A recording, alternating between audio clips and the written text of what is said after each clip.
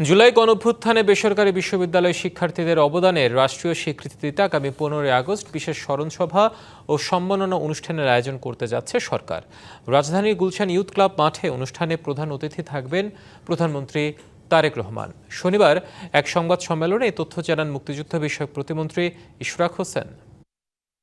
18 July private university শিক্ষক এবং শিক্ষার্থীরা তারা প্রবল প্রতিরোধ গড়ে তোলে এবং সম্ভবত রামপুরা এলাকাতেই শুধু 6 জন শহীদ হয়েছিলেন এবং সেই আন্দোলনের মাধ্যমে, সেই দিনটির মাধ্যমে এই আন্দোলনটা আবার নতুন করে বেগবান হয় এবং পরবর্তীতে তার চূড়ান্ত লক্ষ্যে গিয়ে পৌঁছায়।